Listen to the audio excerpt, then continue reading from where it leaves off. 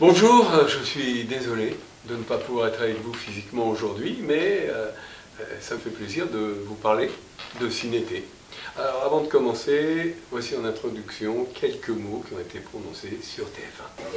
On est à 100 km de la mer, les gens ne peuvent pas partir en vacances, donc l'idée de fabriquer des films et d'en voir, ben voilà, ça m'a paru évident. Le soir venu, tout le monde se retrouve pour une projection en plein air. 42 nationalités se côtoient. Au début, on se disait même pas bonjour, maintenant on se dit tous bonjour. Alors je trouve ça très agréable. Pour que cet événement réunisse tous les habitants de la ville, quel que soit leur âge, leur sexe, leur origine sociale ou culturelle, il fallait que ce festival trouve une originalité purement relivalloise. Pour cela, nous avons décidé, comme beaucoup d'autres festivals avant nous, d'illustrer un thème par des films. Nous nous sommes éloignés des thèmes habituels au cinéma pour trouver des thèmes proches du quotidien des spectateurs. Alors je cite pour mémoire « Mon voisin, c'est mon plus beau cauchemar »,« Les rêves d'or, le soleil brille toujours plus ailleurs », tout autre peut être complément. Ces thèmes permettent des discussions avant les films.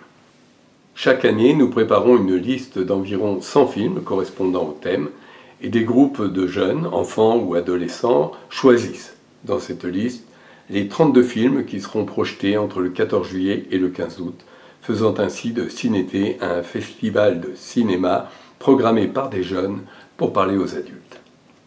Mais Cinété, c'est aussi en journée des ateliers de découverte et d'initiation au métier du cinéma. Régulièrement, des professionnels tels que ingénieurs du son, cascadeurs, comédiens, maquilleurs, réalisateurs viennent épauler les jeunes réalisateurs qui encadrent les quelques 40 stagiaires journaliers. L'engouement pour ces ateliers auprès des jeunes est tel que ceux-ci nous ont demandé d'organiser des ateliers dès le début des vacances scolaires et durant l'année dans des périodes hors temps scolaire. Ces jeunes viennent de tous les quartiers de Val-d'Oreuil, mais la majorité est issue du Germe de Ville et du Mail. La moitié des stagiaires sont des filles, ce qui est un gros progrès, puisqu'il y a 3 ans, elles n'étaient que 35%. Cinété, c'est aussi un village de toile destiné au cinéma. Une entrée, qui accueille souvent des expositions diverses, permet aux spectateurs de fouler un tapis rouge qui les mène au siège prévu pour eux. Avant d'aller s'asseoir, ils sont accueillis par l'équipe de Cinété qui leur offre un thé ou un café.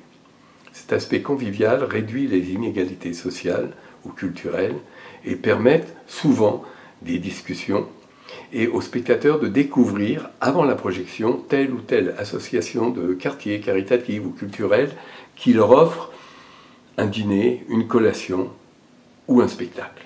Les spectateurs témoignent de leur gratitude en rangeant les chaises spontanément après le film, alors que les jeunes, eux, dégonflent l'écran de projection. 3 zones permettent aux spectateurs de se respecter les uns les autres. 2 sont autour de la cabine de projection. Une permet à ceux qui le veulent de savourer le film en silence. Une autre, souvent pour les plus jeunes, qui peuvent échanger quelques mots ou bouger de siège en siège. Enfin, une 3e est un peu à l'écart pour ceux qui veulent carrément bavarder en regardant le film, de loin, et surveiller leurs enfants qui jouent. Cette année, 5300 personnes se sont assises sur les sièges, plus grâce à Marc-Antoine Jamet, le maire de la ville, qui nous a accordé la possibilité de nous installer sur l'esplanade de la mairie. L'esplanade est surmontée par la terrasse de la mairie. Eh bien, sur cette terrasse, 1500 personnes au moins ont pu voir le film de loin en surveillant leurs enfants. D'après certains retours de la police nationale, les actes de délinquance auraient baissé en période de festival. Donc je dirais pour conclure que l'art, le 7e pour ce qui nous concerne, est un facteur de civilisation et de cohésion sociale, pourvu que l'on ait les moyens de le faire comprendre, apprécier et partager par le plus grand nombre.